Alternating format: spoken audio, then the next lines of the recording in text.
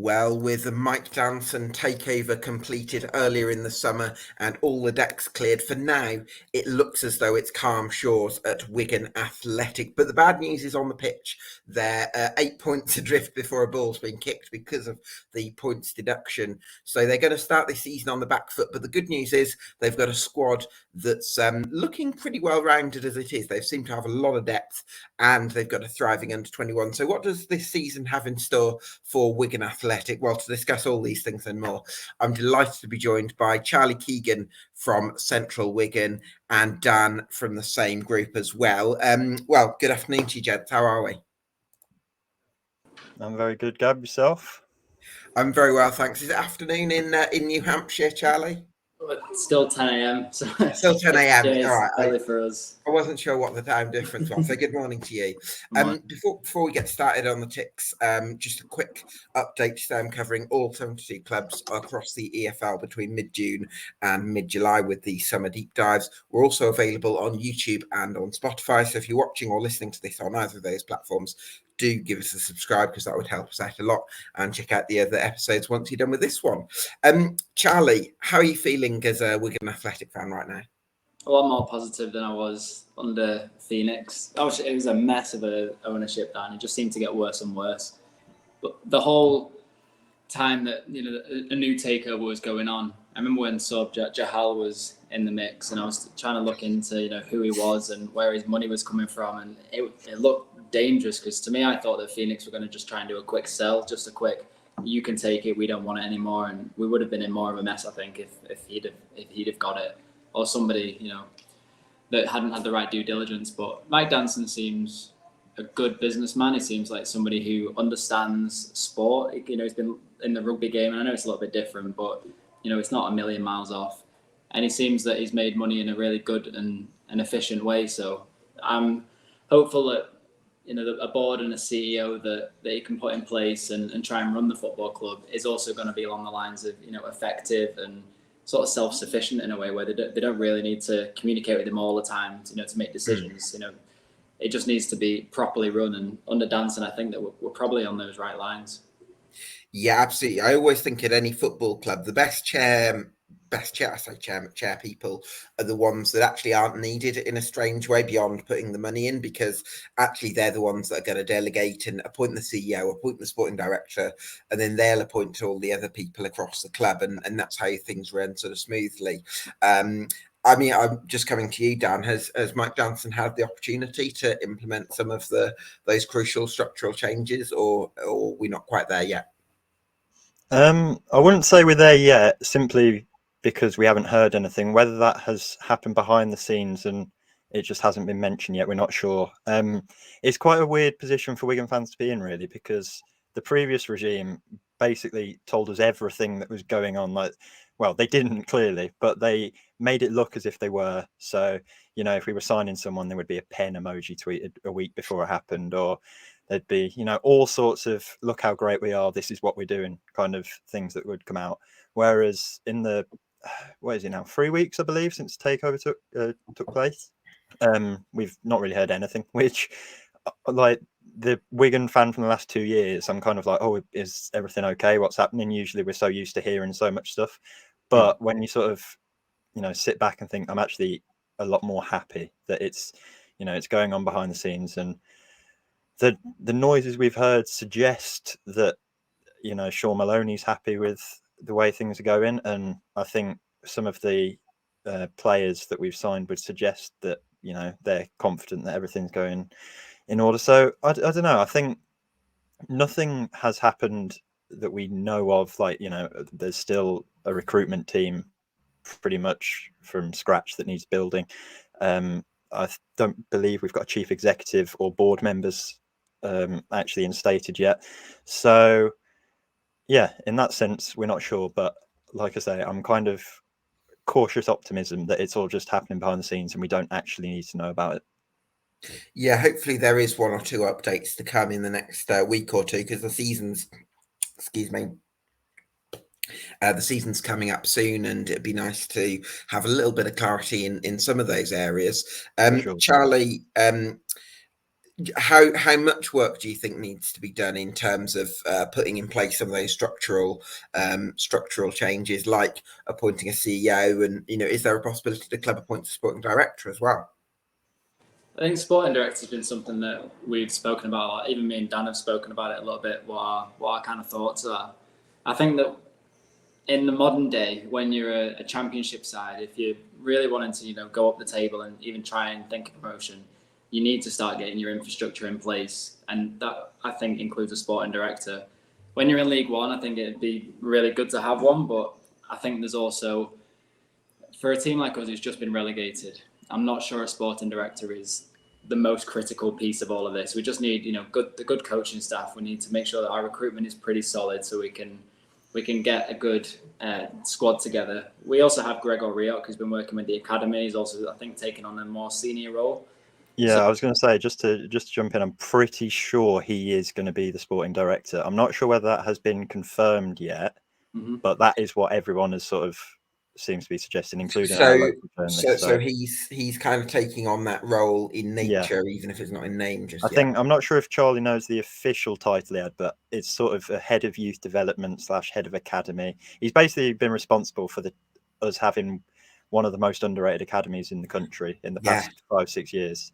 So in that sense, he's a pretty decent candidate to put forward.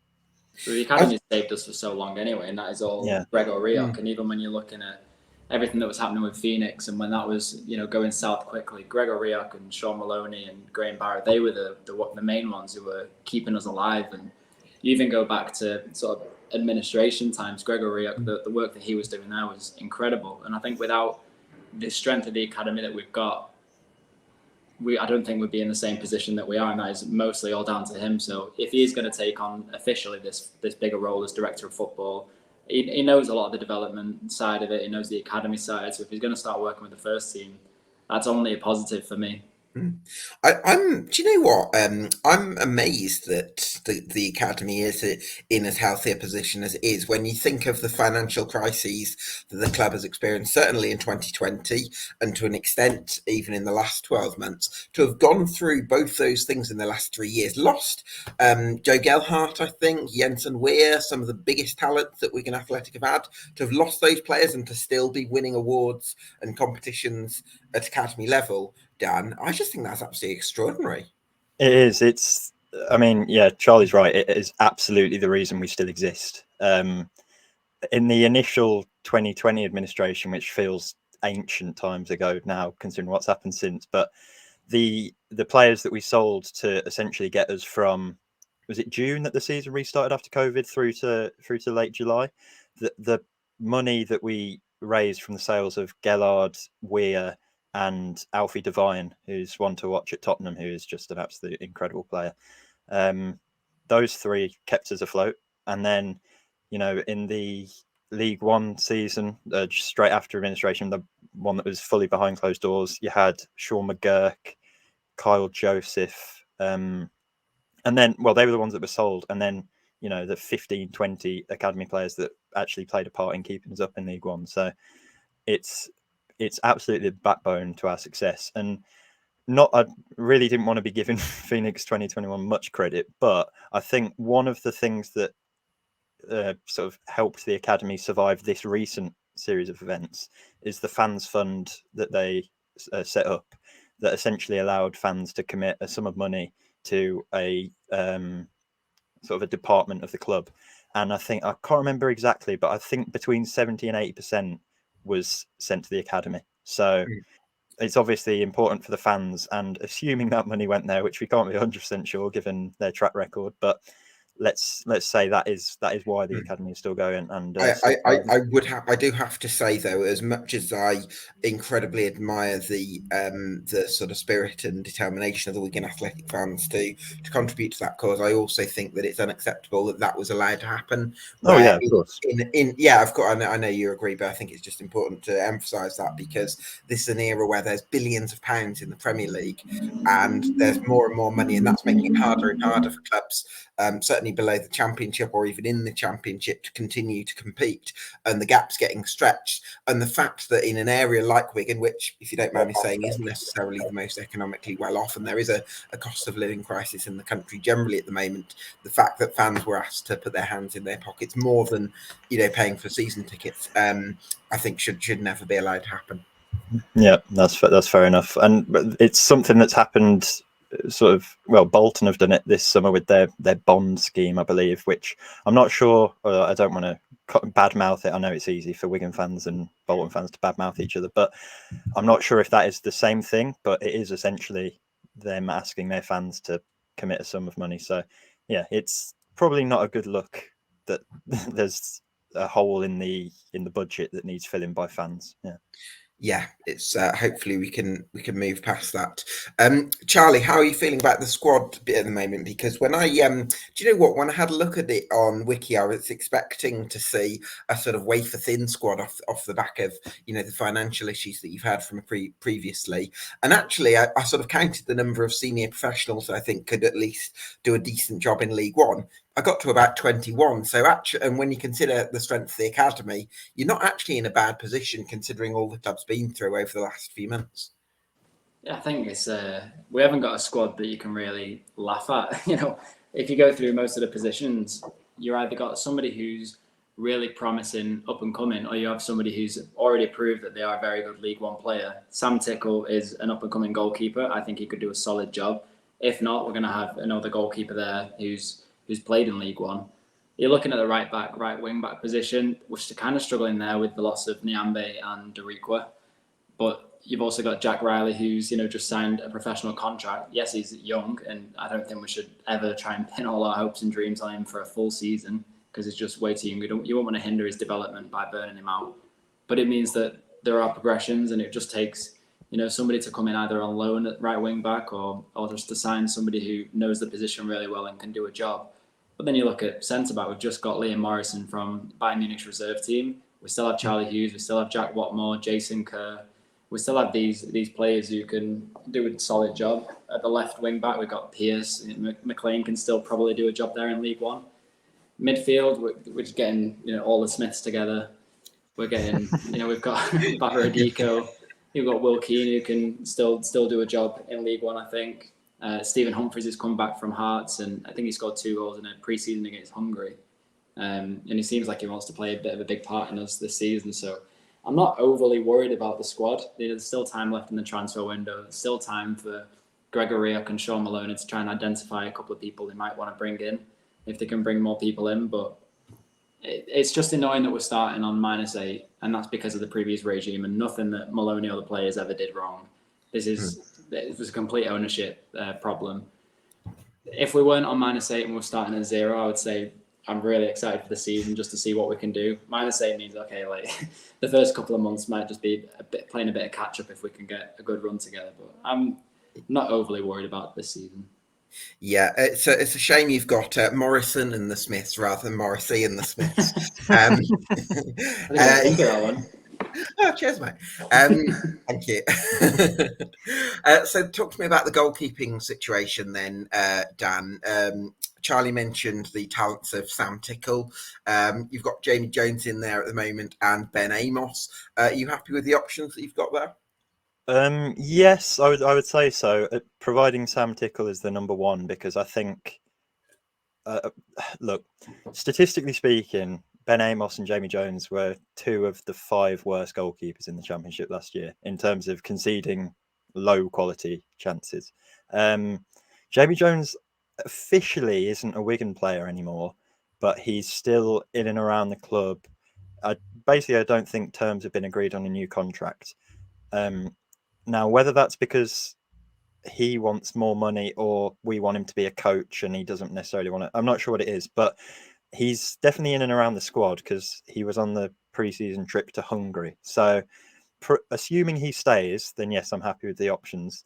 Ben Amos as a backup goalkeeper is probably fine. I don't really rate him very highly. I think on the ball, he's pretty shocking, to be honest. And in Maloney's system, that is, that can't really run for a goalkeeper. So Sam Tickle for the number 1 spot. fills me with Big confidence. call, big call, I would say, though, Dan. Oh yeah, Because if I'm not 100%. mistaken, Tickle hasn't had a huge amount of senior experience. Certainly not in the EFL. Is that a bit of a jump to start him in League One? It absolutely is, but I would point people in the direction of Cooper at Plymouth and say, Sure. you know, there are. It's. I feel like the classic thinking with a goalkeeper is you want an old, experienced head, you know, marshalling the back three, back four, whatever we play. But unfortunately, Ben Amos, I just don't think there's much confidence from the defenders in front of him that behind them, Ben Amos will do a good job. I just don't think that's there anymore. I also highly doubt that he would have stayed on had his contract extension clause not been triggered, which it was late on last season. I think it makes sense short term and long term to go for Tickle. He's made his debut against Rotherham on the last game of the season, which I know was a sort of a dead rubber, really, but he had a few saves to make. We had a lot of the ball actually, and a lot of the build up did go through him, which was interesting to see. He's a left-footed goalkeeper, which I don't know why, but for some reason they're just so aesthetically pleasing. I think it's Christian Walton that has burned that image into my brain of goalkeepers that are left-footed just being excellent. So if he can be anything like he was for us, I'd be delighted. So yeah, I'm not sure what Charlie thinks, but for me, he's absolutely the number one. I would definitely try him at number one. There's no harm in trying, even for the first 5 or 6 games, just to see if he can do a job. We have a good academy. I think we've got to start putting it into use now. We've done it with Charlie Hughes. I think he's younger than Sam Tickle as well, and we gave him a shot, and he's sailing. And I would say that Charlie Hughes is now a solid first team starter, or if not a solid first team player. Tickle is 21, needs to be given a chance. Did really well against Rotherham, so you can't hold players like him back, or else they're going to leave. And there's no point of us having an academy like we do and not putting it to use. I don't think we've actually been able to see how good our academy has been, especially after administration. We kind of had to get rid of our players, and there was a fire sale, and unfortunately we lost big talents like Joe Gallart and Weir and Devine. And now we're starting to see Asgard coming through. He needs to have a big season as well. Charlie Hughes, Callum Lang came from the academy, took so long to get in the first team, but now I think that Danson's bringing some stability. Let's just see what our academy can do. Get Babaradiko in there, Luke Brennan, Josh Stone, see if he can do anything, because I think a few of them are going to surprise us, just like Charlie Hughes did. I think the real problem we've had is, it must be the past 15 seasons, we've had something to play for at the end of every season. So, the 5 games at the end of the season where everyone's like, right, we're 14th in the league, there's absolutely nothing to play for. The top 3 academy players, let's see what they're made of in the first team. We have never had the ability to do that. Like in a no pressure situation. They've either been forced in because they're the only options we've got, or we're fighting relegation or fighting for promotion. So it's just stick with the senior lads and go from there. So hopefully we can be, around that, that hallowed 14th spot in the league that every Wigan fan in the world is desperate for. And with a month or so left, we can just say, right, let's see what, your Adiko's. Well, to be fair, I think Adiko will get a good go in the season as a whole, but your Jack Rileys, your Ethan Mitchells, your Luke Brennans, these kind that can maybe get a run when hopefully there's nothing to play for. Absolutely, yeah, that sounds really hopeful. And I suppose just to finish off on the Sam Tickle point, because it does seem like quite a sort of central issue here. If you were loaning Sam Tickle from Manchester United, no one would sort of think, no one would question, starting him. Whereas I think maybe the fact that it's come from your own academy sometimes, well, from my perspective, I sometimes question it, but I can see how highly you lot think of him. So hopefully you can have a really big season. Charlie, there are a few names there that were mentioned. Certainly Babaradiko we've mentioned a couple of times. What really excites you about him? He seems really calm, which is something I really like in a central midfielder. I think he plays a little bit more defensive than more attacking, but from clips that I've seen, he loves to receive the ball from the defenders and sort of turn, and he's always looking for where somebody is. And I think we're going to see that a lot with Matt Smith as well. So maybe it's something that I loved about Chris Teehee last year. It's just the calmness and the composure. And if Babaradiko could have been having training sessions with Chris Teehee and trying to learn a thing or two from him, I'm going to love that, just to be able to watch it. we've had a couple of midfielders in the past who've been a little erratic with the passes, and I love Tom Naylor. I think he's going to be great for Chesterfield, but sometimes the calmness was sometimes subsided by just a moment of. He's not that kind of midfielder as well, is he, Charlie? No, he loves to just get in people's faces and get the ball and try and just clear it out. Max Power was always trying to be very ambitious, but again, sometimes came off a little erratic. So I'm excited for a bit of a revamped midfield where we can bring calmness, and I think Babradiko will have a part to play, if not as a full season starter. I think he's going to get a solid 20 games under his belt in appearances. Yeah, that's really exciting. I think there are a couple of other names you mentioned there, Dan, in terms of Josh Stones, of course, he's a forward, Luke Brennan as well, and Chris Cezay, James Carragher as well. Lots of talent coming through. Can you talk me through some of those lads that maybe people from outside Wigan might not be so knowledgeable about? Yeah, sure. So, I mean, I guess starting from the back, there's James Carragher, who, like you say, I suppose he needs no introduction with his last name. He's a gritty centre half like his old man was. Struggled with injuries in the past couple of years, which I think there was a point where Carragher was almost held above Hughes in the who's most likely to break into the Wigan team first. Whether that's down to his name, I'm not sure. But yeah, he's struggled with injuries, and he was on loan at Oldham last year, I want to say, and barely got a game because he was. I think he was a knee injury that he was sort of fighting with for a number of months. But he's back fit now and straight back into the fold with the first team in Hungary. So definitely one to look out for.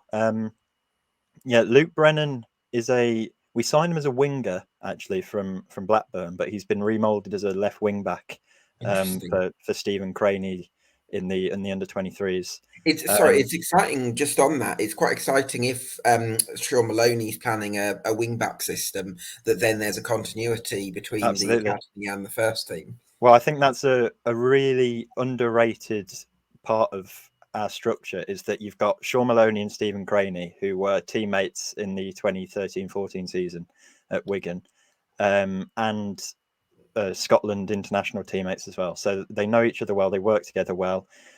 Craney's been out in Hungary coaching, because obviously there have been so many under 23s that he's sort of been there, I guess, to nurture them along. But in the videos we've seen, he's been coaching the first team as well. So it all seems to work together pretty well.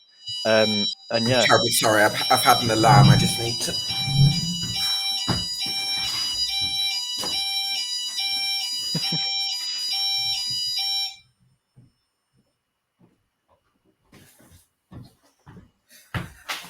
Sorry about that. I have an alarm in the house that sometimes goes off. Not ideal timing, this one. So Stephen Craney and Shaun Maloney's relationship. Yes. So they, like you say, they play a pretty similar system. There is quite often we play 4 at the back in under 23 games, because I know that's where Yusuf Shentuf, who's another sort of highly rated one, has performed well as a right back.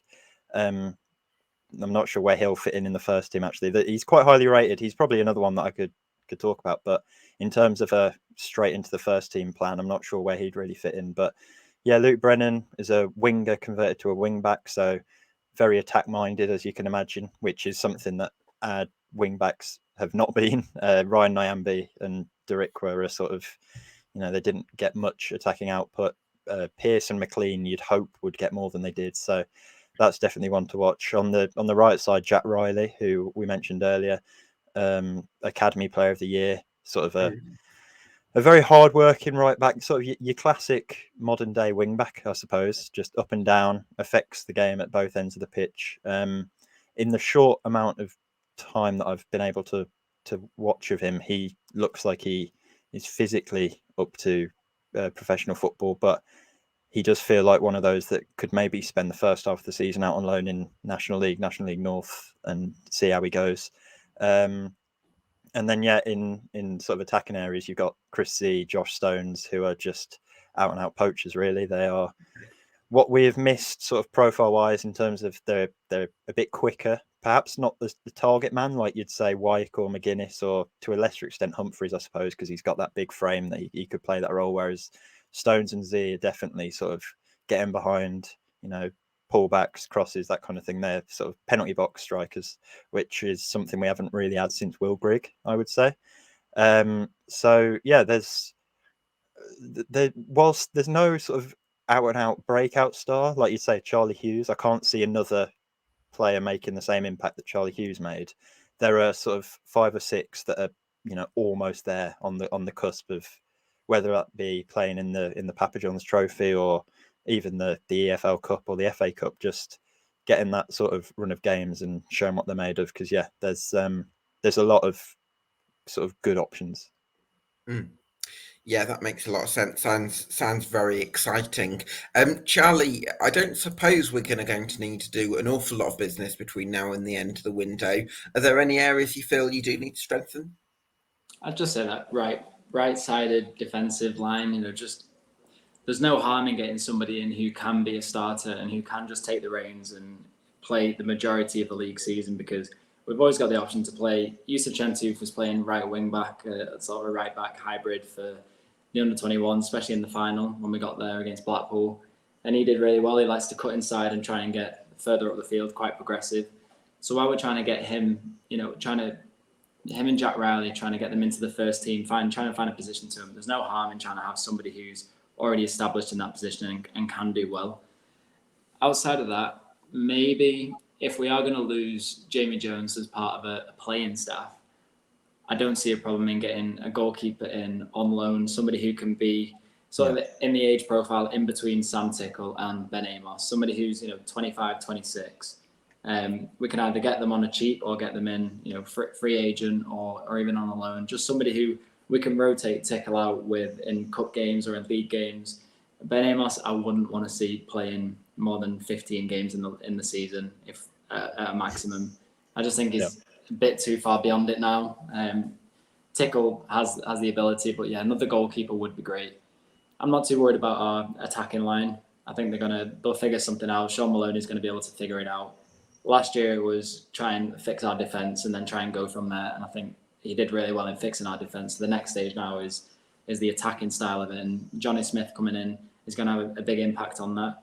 Like I said before, though, Telo Asgard needs to have a really big season. He's closing in now on 100 games for Wigan, professional. Right. And he's still 21, 22, something like that. He's not blown me away, but we're seeing all these clips where his ball control is incredible when he's doing his thing, and he is a really tricky player and he's exciting to watch. He scored that long range goal against Luton last year, which was a belter. So he does have something there. We haven't seen it consistently enough, and I think at 21 and closing in on 100 games now, you've got to have a big season. And us going down to League One and him maybe playing more of a bigger part than he did last season, I think is going to be a good time for him to I don't want to say now or never, but I'd rather it be now if he can do it. Dan, do you feel like Telo Asgard's capable of having a big season for the Ticks? Absolutely. I don't think there's a player in our squad more suited tactically to how Maloney wants to play. Personally, I think he can do the job of the sort of no one really knows what to call them, so I've sort of labelled them 7-10 hybrid players behind the striker. They're not a winger, but they're not a number 10. It's sort of a couple of those positions. So like a Mazzala. Yeah, I suppose sort of like a higher up the pitch Mazzala. Yeah, and he just suits that role absolutely perfectly because it allows him to get into pocket of space, and whether that be on the left and cutting inside and having a shot like he did against Luton or Blackburn or Shrewsbury or whoever. Basically, any goal that he scored has been that. He suits that role really well. If we go to a 4-2-3-1, he could play out wide or as a number 10, sort of more traditionally. If we need sort of a goal, what happened quite a lot last season, was he actually played as a number 8, and we sort of had Max Power sitting deep or Tom Naylor sitting deep, and essentially let Telo have free roam in the middle of the pitch. So he could do that really well. And actually, on one of the sort of inside Hungary pre-season training camp videos, Telo was doing some ball skills, and Maloney walked past him, and I'm not sure if he said it in this order, but he said 6, 8, 10 or out wide, Telo can do it all, which I sort of listened to and I thought that's really interesting that he's mentioned the middle of the pitch first, because traditionally Tello's plays a winger for us. Yeah, plus So he to say surprised 6, me. 8, and 10 is Yeah. it's an interesting one. No, that does surprise me, saying he can play as a number 6. Mm. Because it's not something we've seen. But Charlie, Dan mentioned there the formation, the possibility of going to a wing-back system next season or a 4-2-3-1. Do you think we'll see Maloney flip between two formations? I think we will. I think it's all going to depend on opposition. He's spoken a lot in pre-match interviews and things like that he does change things around tactically a lot of the time. So we might see a player who hasn't played for the first 10 games, but tactically he feels will be very good in a certain system. And if he has to change that system around, I think he very much will do that. Even if we're playing, on paper a wing-back system, you're usually going to see one of the wing-backs. Last year it was most predominantly James McLean, would be the one getting forward, and then everything would kind of shift into a back four when we're attacking, so then we'd have the coverage. Or if two of them wanted to bomb up and we wanted to have Derico and McLean going up, then you would see Tom Naylor kind of helping to drop back a couple of times, or you would see something around that. So it's a very fluid style formation. It's not that he just sets up and goes, we're playing 4-2-3-1 and that's it. He's very good at reading the game and changing things around when he needs to be. What I like about Maloney as well is if a player's clearly not playing well after the first 20 minutes, he's going to have no problem in taking him off and going, okay, we'll switch it up, which I like. Proactive. Yeah, it just seems a really smart manager. And I don't think that when he was at Hibernian, I don't think their fans really saw the best of him. And it was the time after that where he went away and he studied a lot of the time, even working with Martinez and the Belgian national team. I think the amount of knowledge he's picked up about the game on an international level, but then also going around and watching all these top players at their clubs, I think the knowledge that he brought, we're properly going to see it this year, because I don't think that he even got really the chance to do half of what he's capable of last year, because the backing wasn't really there for him. But this is going to be the transition now into his squad, because he inherited Liam Richardson's squad, plus a little bit of Colo Torre's squad. And then he tried, to try and make something of it as well. So I think it's going to be exciting to watch what he can do and how we set up and how we play. And I'd be very surprised if we're not looking good, I'll be honest. Yeah, let's hope that's the case. Talk to me about central defence, Dan, because you've got Liam Morrison on loan from Bayern Munich, who has some pretty promising reviews. You've obviously got Jack Watmore as well, and we know how good he was in the title-winning season. You've also got Jason Kerr as well, who's another defender. Curtis Tilt as well, who's quite League One experience. And then, by the way, you've got Charlie Hughes, who showed so much promise last season. So that must feel like a really strong area of the squad at the moment. It does, yeah. Charlie Hughes is the standout for me, purely because I'm not sure Jack Watmore will still be here come the 1st of September. He's been linked with championship clubs, hasn't he? He has, and he's a championship player. He's a top half championship player, in my opinion. And yeah, if he's probably on a good wage at Latics. He only signed a new contract a matter of months ago, but since that new contract, we then failed to pay him 4 times. So he is free to leave his contract as he pleases. And I think Preston are interested in him, and that would make sense, sort of tactically speaking. They play a 3 at the back, or at least they do. I think they do. I'm not sure They if do, yeah. yeah, okay, yeah, good. So he'd definitely suit that. So it's a funny one, because then if you take Jack Watmore out of that defensive unit, you're left with Charlie Hughes, excellent, but 19 years old, questionable that whether he can do it over 46 games. I think he can, but if the going gets tough, you want him next to a Jack Watmore. And how many times did Charlie Hughes play next to Jack Watmore? Probably most of the time. So we don't know if that partnership is why Hughes looks so good. Jason Kerr is an excellent player, but he's been out for coming up to a year with a knee ligament injury. How will he return? Liam Morrison is sort of an unknown quantity. He could, like you say, he comes with great reviews, but is the regional league the same as League One? It's whether the dynamic of a Morrison and Hughes is going to work with 2 young defenders. That would seem like a bit of a risk, I suppose, Exactly. even if they're both really talented. And then Curtis Tilt has been completely frozen out. He does not suit Shaun Maloney's system whatsoever. He's not played a single minute under Shaun Maloney. He didn't go to Hungary. He's training on his own. Oh, I so think he's going. he's another one that, had his contract clause not been triggered thanks to a certain number of games, he'd have been absolutely released. So yeah, it's definitely a strong area on paper, but all it takes is what more to go, and then you're left with two inexperienced defenders and one who's been out for a year, and then someone who the manager doesn't want to be there and the player doesn't want to be there. So I think we need one more, two more if what more goes, potentially. You could say maybe bring Carragher in, or McHugh, or Ethan Mitchell, but then you're just adding to the inexperience issue. So yeah.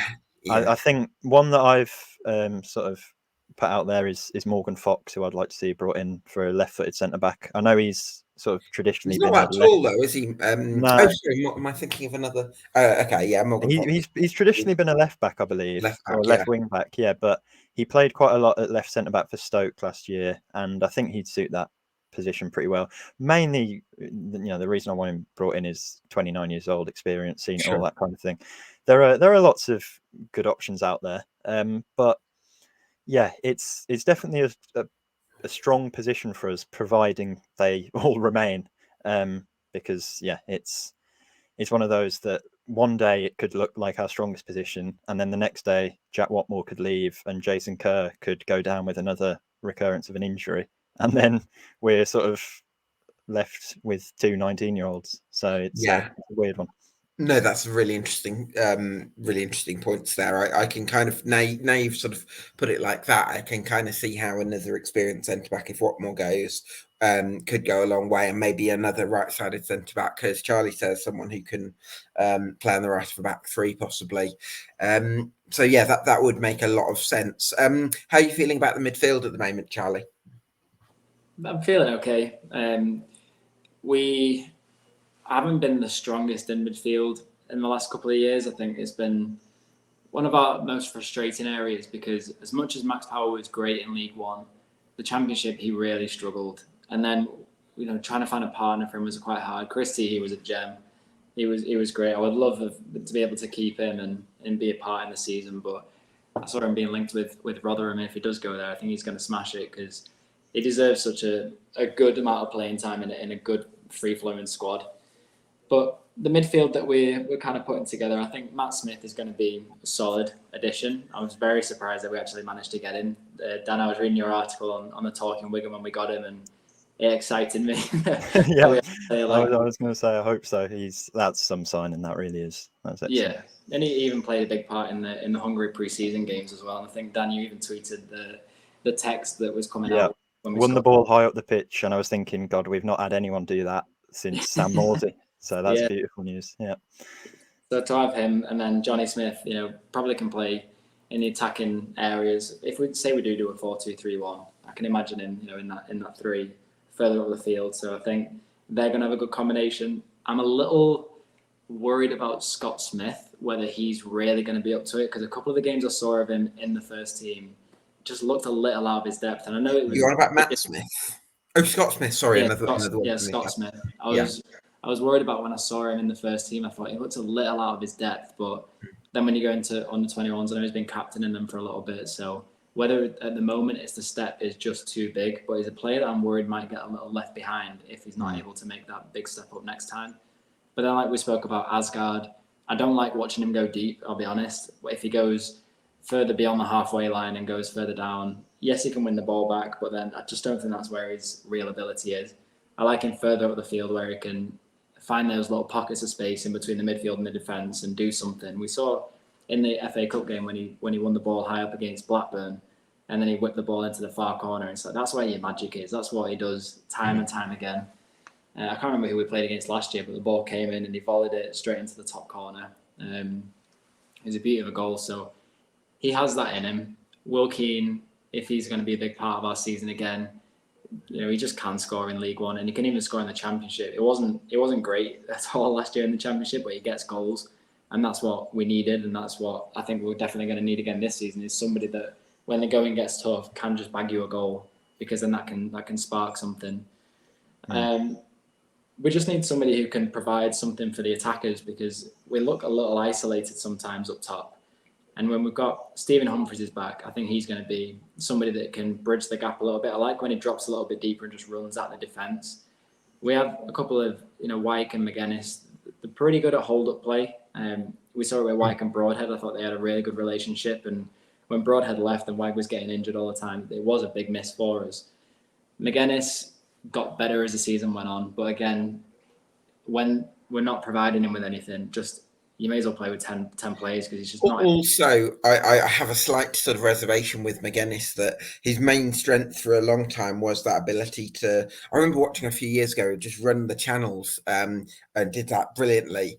And now I think that the athleticism in his game probably isn't going to be quite the same as what it was. He's still probably going to have the work rate, but I'd question whether he's still going to be able to really get in behind and then be in a position to hold it up and get other people into play. So whether McGuinness is still going to be the guaranteed top 6 performer at this level, I'm not quite so sure.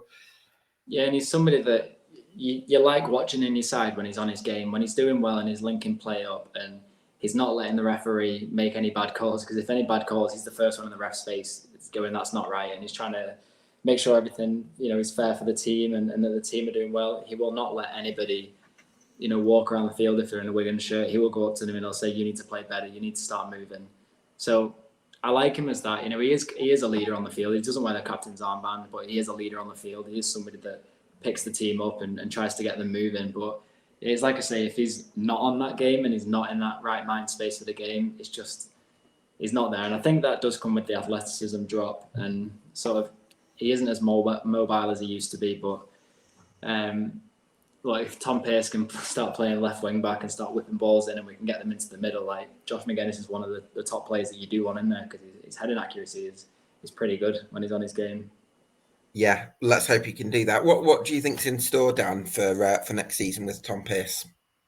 With Tom Pearce, it's a tricky one, because I think James McLean is sticking around, and if James McLean is here, James McLean is playing. I think it's fair to say that he will be looking for commitment for game time. We know that he's the oldest player in the squad, but he's also probably the fittest by a country mile. He's been on holiday for 2 weeks, and the only thing you see of it on Instagram of him is him on some sort of exercise bike or treadmill or something. So he's one of them that sort of, he won't stick around. If hopefully he's not just on the exercise bike for like 5 minutes, so hey guys, just on my exercise gym. 999. One of those. Yeah, hopefully he's not one of them. I'm gonna have a beer now. Yeah. But it's no secret that he wants to go back and play for Derry City at some point, and that probably would have happened by now had he not have been given a commitment of game time. So where that leaves Pearce is in a sort of roundabout way of getting there, is more than likely on the bench in the left wing back spot. Now, I did sort of make a controversial statement last year that I thought he could suit playing left centre back because he's quite tall and could, on the ball he'd be quite handy. And he's quite energetic. Defensively, he could be quite good in one-on-ones. Yeah, I think as a wide defender he's not awful, but defending the back post and that kind of thing, potentially not. But then again, we kind of saw him do it a few times last season, if not sort of literally as a left centre back, him taking up the left centre back sort of on the pitch. Just to explore this other point for a moment, if you wanted to flip in game between a back 3 and a back 4, exactly, you could start by having James McLean as the left wing back, Tom Pearce as the left centre back, and then play a right back by sorry, let me just get this in my head. Yeah, and then flip to a 4, and then play a right back at right wing back, and then. Well, I think that did actually happen last season. I want to say the Blackburn game, Maloney's first in charge. I think Pearce came on, and it pushed McLean in theory into a left winger spot, but the system we played doesn't have a left winger, so it's one of them where it opens up for a bigger conversation about whether or not formations in football still exist, or if it's just roles or all this kind of stuff. That's for another time. But yeah, I did an article on it actually, and I looked at Tom Pearce's heat map from that game, and it was almost identical to Omar Rekik, who had been the left centre back before he got subbed off. So, would you trust him to play 20 games a season as a left centre back in a back three and it be, a left centre back? Probably not. But like you say, if we're chasing a game, you could bring him on in that spot. It could then, push McLean on higher up the pitch, and it would be that sort of weird rotation that we did a few times last season. So he's someone that I'd keep around. I think he will stay around. I know he's sort of had a weirdly long-standing interest from Barnsley for about 4 seasons now that I don't know if they're going to rekindle They're that. stalking him. Yeah, pretty much. It feels that way. So whether that will continue, I'm not sure. But I think as a backup left wing back slash left centre back sort of utility player, he would be absolutely fine. And yeah, I'd like to keep him around. He also seems like a great lad as well, and he seems to be mates with half the team, so that's always good. It certainly helps, doesn't it?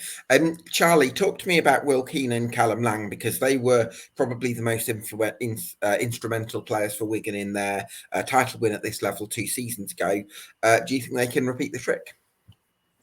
I think they can, but Callum Lang has to sort of shrug off last season. He needs to just forget about it and move on and get back to playing the football that we know he can do, because in League One he can be a brilliant player, especially on that right-hand side. And sometimes he's a little predictable. Like if he picks the ball up, you just know he's running to the byline. I'm going to try and whip it in. So I think different. As long as he doesn't dive in the process. As long as he doesn't dive, then that's the most frustrating part of his game is the diving, because it's so he can get into a good position, or there can be a space there for him to run into, and he goes down trying to find the free kick, ends up going the free kick the other way, and the referee usually books him. So that's the big frustration from him. But if he can pick up another style of trying to cut inside or trying to find a pass, even hold it up and try. If we do get somebody who can play the right wing back, hold it up and release them, just so the defender's not knowing you're going to run to the byline and you're going to go there, because that's where the predictability kind of comes in. In League One, I think you can kind of get away with doing it a little bit more, because the athleticism from a lot of defenders isn't there like it is in the Championship. So, you might be able to get away with it once or twice in a game, which can lead to goals. Will Keane, for me, is not a striker. He's not somebody that I want up top by himself. I think he's far too nice to play that role. Well, he played behind a main striker in the title-winning season, didn't he? He did. That's the position he needs to be in. In some Championship games, we were playing him up top, but if you go and watch headers, he backs out of every single one. If you go and watch him trying to challenge the ball, it's like he runs in and then in slow motion tries to back out because he doesn't. I think because he's quite tall, it's almost like people assume that he must be good in the air or should be good in the air. When actually, I feel like that's just a massive red herring. Like there's 5'9" strikers that happen to be great in the air, and there's strikers like Will Keane, who I think's about 6'1", something like that are actually just not that good in the air. And I think you've just got to be aware of those sort of strengths and weaknesses on their own merit, as opposed to assuming things based on the height of players. Yeah, look at when we had Joe Garner in our attack. I think he won 90% of his headers. He's just like a jack in the box. He just rise to everything. Yeah. But I think me and Dan spoke about this a while ago, is that Will Keane is great when he runs towards the area. Callum Lang runs down the right, and then Will Keane stops at the end of the box or pulls himself back. If Lang can drag it back to him or McLean can, that area sort of on the D outside the box is where Will Keane really can do a good job, because his accuracy when he has a little bit of space is good, but when he's under pressure, he can really miss-hit them and make a bit of a meal of it. So he needs to, if we are going to play with an attacking striker, sort of like a Stephen Humphries, who main role is just going to be trying to drag any defender out of position and try and make the life hell or game and provide that space to Will Keane. So Johnny Smith, Callum Lang, Asgard, Keane, McLean, whoever's playing to support Will Keane needs to be aware of that and needs to try and create the space. So I'm sure that's something that Shaun Maloney is going to be targeting and is going to want to see in our game plan. Talk to me about Shaun Maloney then, Dan. What sort of impact has he made since returning to Wigan Athletic? Because we often talk about managers that are sort of club legends, which I think Maloney is, because he was the one that put the corner in for the Ben Watson header in the FA Cup final.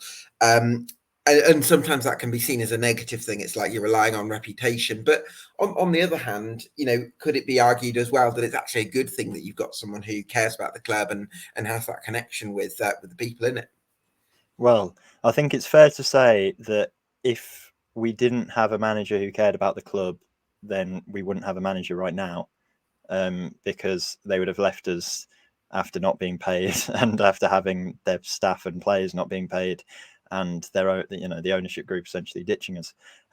So, like we had Liam Richardson during the previous administration.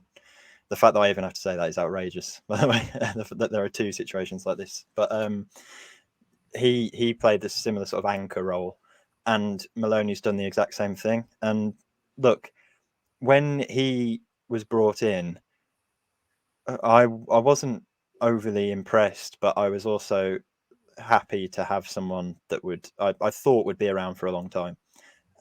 Because he cares about the club. Obviously, his spell at Hibs didn't necessarily go to plan, but there are lots of reasons for that.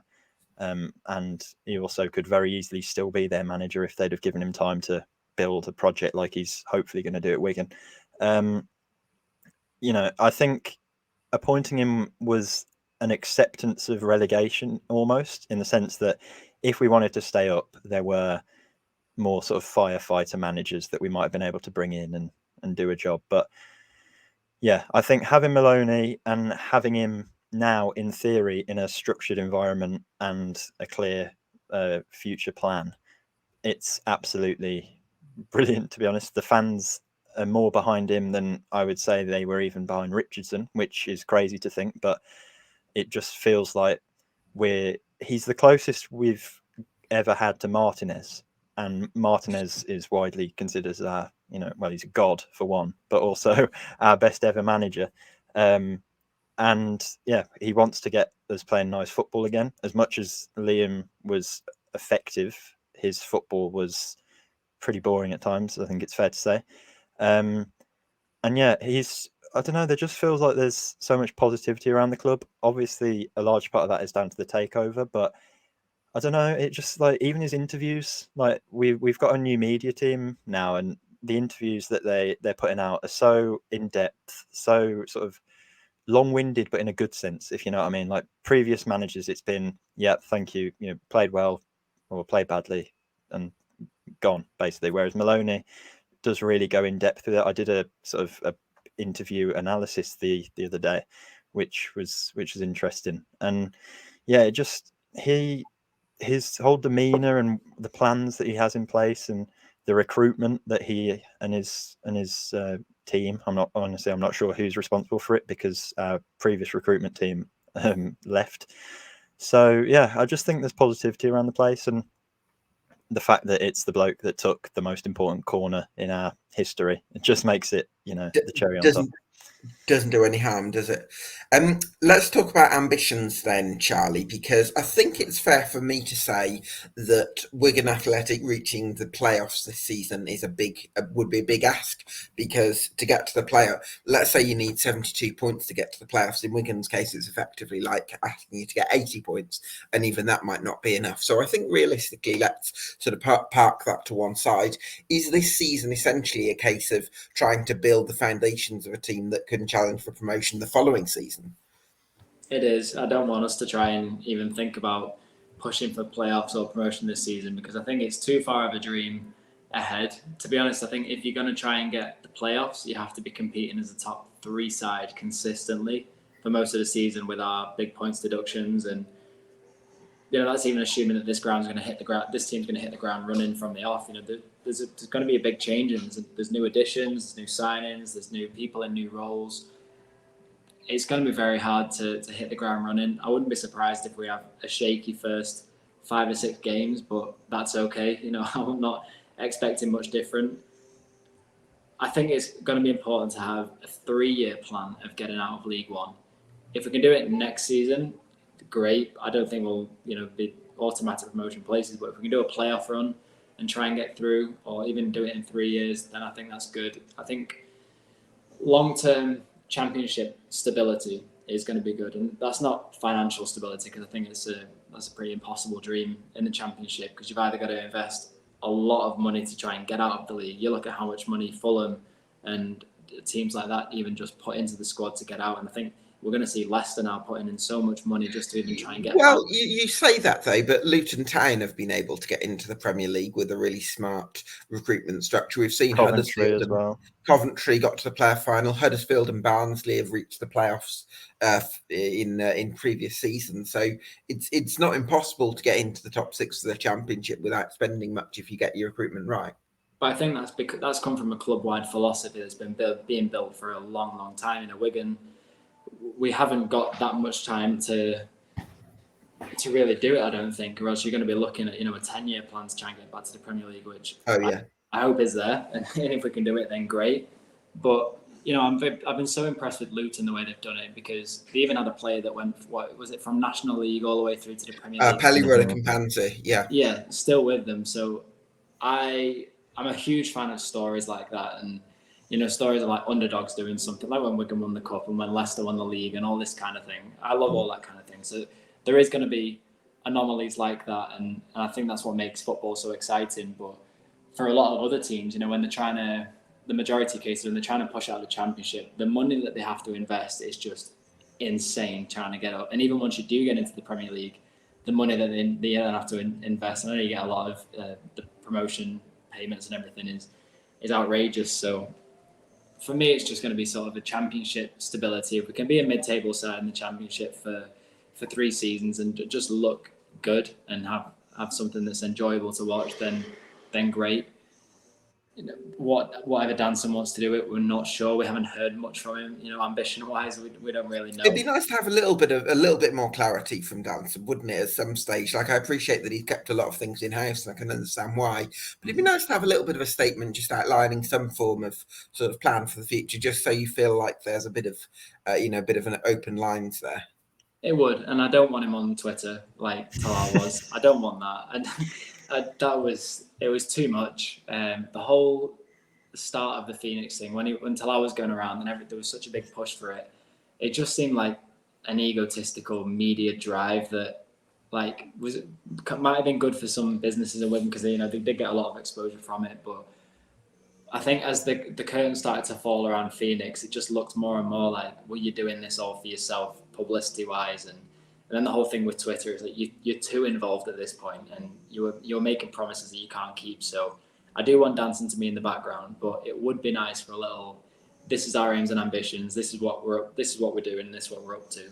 If they can meet with fans and do like a fans forum, or a fan advisory board, and have meetings with them, say 4 or 5 times a season, just so they can have like check-ins, make sure everything's healthy, kind of top up their expectations and ambitions, then I think that's going to be key. But I'm not really bothered if I don't hear from him every night on Twitter with pen emojis and all this kind of thing. Yeah, absolutely. How are you feeling about it all, Dan? Yeah, it's similar, to be fair. I'm not thinking about the Championship. Definitely not thinking about the Premier League. Definitely not thinking about the Championship. For me, if we're being brutally honest, which I feel like is something we kind of have lost track of in the past, few years, because for people my age, Charlie's age, we essentially remember Wigan as Championship or Premier League, with a few seasons where we romped League One. Now, if we're being honest, and this is something my dad is very keen on to remind me of, is, we are, in our history, like most of our league history has been spent in League One. That is where our club probably should be in terms of size. And look, obviously you want to be ambitious, but for me, it's about being solid in League One and being, just normal, just absolutely, completely risk-free, stress-free. I don't want anyone to be talking about Wigan, to be honest. I know we like winding clubs up, and that's excellent. Should we end the podcast there? This is it. These podcasts would be a lot more fun if we didn't have to talk about the crisis for the first 20 minutes of it. Do you know what I mean? Like, I envy fans of clubs that finish. I remember Ipswich were 14th in the Championship for 10 years in a row. I know they've then had a bit of a balmy few years, but that sort of thing is just just calm, consolidate, get the academy back, working really well again, sell some players into the Championship, into the Premier League, sort of have success vicariously through academy products that are performing well elsewhere, that kind of thing. And for ourselves in League One, just for the next 2-3 years, just be there, be perfectly fine. Maybe flirt with the playoffs, maybe get to Wembley in the Papa John's, have a cup run, this kind of thing. We just need to, everyone needs to sort of chill out and say, look, we can't throw money at a rebuild to get into the Championship and then it happen for a third time, as in it all blown up and whatnot. But equally, we can't just completely have no ambition whatsoever and find ourselves slipping into the bottom half of League One and then eventually the relegation spots and this kind of thing. So it's a fine line. I'm confident that Danson is going to back this sort of project. I would agree it would be nice to maybe get a statement perhaps, or I'm sure that'll happen when the board is announced, to be fair, because obviously as of now we have one board member, or even if it's a chief executive that makes a statement and Danson's right, that would be fine. But Mike Danson has done one interview. Has he done one? I didn't even know he'd done one. I've only seen I mean sort of in the general press. He's not done any for Wigan. He's done one interview with the Telegraph a couple of years ago, and that is his only sort of public sort of, where you can find him saying anything meaningful, really. So he's definitely going to be a behind the scenes figure. He got involved with Wigan Warriors a few years ago and hasn't really had any discourse with their fans. So, it's not something to be worried about. He is just someone who operates behind the scenes. He's the 140th richest man in Britain and no one knows who he is. That is quite impressive when you look at the other people on that list, if you know what I mean. Yeah. So I'm happy for him to sort of work behind the scenes. I kind of like the fact he's taking time about building his board of directors and is getting his chief executive in, because it suggests that he's going about it in a thorough manner. Yeah, that makes a lot of sense.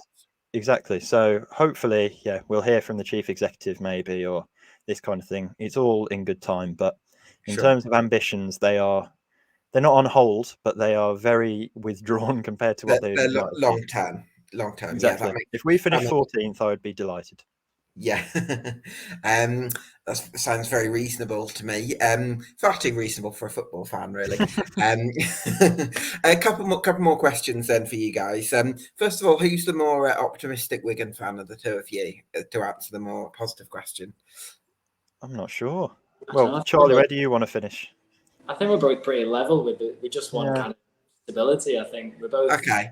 We both want us to do well. We both want to see these young players coming through the academy. I think Dan and I share a lot of the same thoughts with we adore the academy. We want to see those products being done. But if a player's time comes to leave, then a player's time comes to leave. So. Well, I'll tell you what then, Charlie. I'll go to you then. What would be the reason when I come to do my 1 to 24s for me to be hugely optimistic about Wigan Athletic having a good season and possibly even pushing into the top half? I think you just got to look at academy excitement. You've got to look at that we've managed to keep hold of some top players, albeit the transfer window is not done yet. So when you're looking at Jack Watmore, Callum Lang, James McLean, Will Keane, they're going to be a solid core of players. But then you're looking at the up and coming ones like Sam Tickle, Charlie Hughes.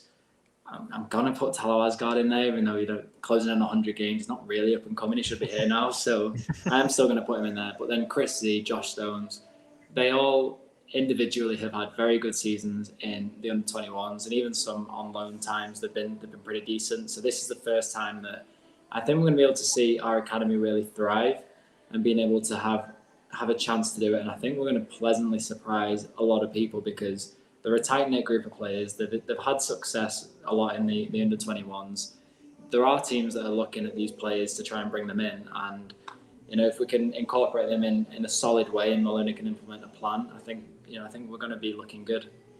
Let's hope that's the case. Dan, what would be the reason for me to be slightly more cautious about Wigan and say maybe they could struggle a little bit early on, maybe struggle to be playing catch up a little bit and possibly still be in a dogfight come the second half of the season? We have the toughest opening fixtures of any team in League One. We have Derby, first game of the season away. We have Bolton, third game of the season away. We have two newly promoted teams, straight away, which are obviously always difficult. Then we have Barnsley at home. I think all of that before the first international break, although I'm not sure if we'll have an international break because it's League One, which I'm happy about. That's one brilliant thing about being back in League One. But no, I think if we, say we only get 1 win and 1 draw and 3 losses from those first 5 games, we're at -4 points. There might then be, we might lose Jack Watmore late on in the window. It's, as of now, I don't think our squad is capable of getting us into the top half, simply because we don't have a right wing back. We don't have any right wing backs. We've got one notable centre midfielder. We could very easily lose more key players, particularly in defence. So yeah, it basically rests on the recruitment and the message that Shaun Maloney can give to the players of, look, you've got a tough start. Don't let it affect you too much if things don't necessarily go to plan, because it's 41 games left after that opening 5 games. The season won't be defined in August, as probably a saying that some manager has said at some point. So yeah, I think it's probably, I think some people will definitely underestimate us. I think for the first time in my lifetime, we're not going into League One as the team that everyone is going to raise their game against, which is going to be quite nice.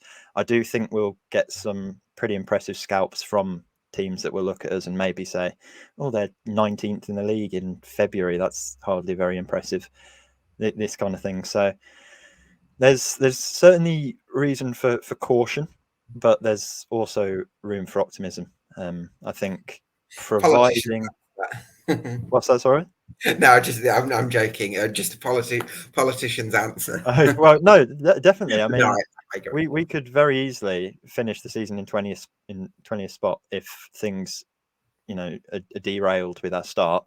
Sure. But equally, if we beat Bolton at Bolton's ground on the 3rd game of the season, that could be an absolute, send us on rocketing up the league. So it's tough to say. I think until we know what our best squad is, or our best 11, we don't have a right back, we don't have the centre midfielder, as I keep saying. So it's hard to make any concrete predictions in that sense. Hopefully in the next week that'll be solved, and a sort of mid-table finish will happen. But the -8, and I think I'm right in saying it could actually be -12. It's not, a decision hasn't been made yet. So that could really put a spanner in the works even more. So if you don't definitely get a the watch results you space. want from the first 5 games, that could then, it is -12 points deduction. That could make things a bit of an uphill struggle. But hopefully the boys can do the job required to really stabilise the table this season. Gents, it's been such a pleasure to chat about the Latics with you this afternoon. Thanks so much for your time, or this morning in your case, Charlie. What are your plans for Central Wigan for next season, mate? Well, I need to just get this summer out of the way. So the job I've got at the minute is working at a summer camp where I'm looking after children, sort of like a teacher. I have 15 kids, and it's a big challenge trying to look after them every day. So I'm a little bit worn out with that. So I've not really been able to put much time into Central Wigan and what I want to do. But this all ends in August. I think it's the day before the season starts. So I'm excited that once this job finishes, then I can focus on what I love to do and is talk about Wigan. So I'm excited to do more of this next year. Oh, brilliant stuff. Well, really excited to see what you've got in store with Central Wigan, because I know you and Dan do such amazing work in terms of producing content. So make sure everyone go follow Central Wigan and Charlie Keegan, and as you can see on the screen there, Dan WAFC 03, for those who are listening to this via the podcast form. Gents, thank you so much for your time. We really do appreciate it. This has been EFL Debate, the Wigan Athletics Summer Deep Dive with Charlie Keegan and Dan from Central Wigan. We'll see you again very soon. Thank you very much. Cheers.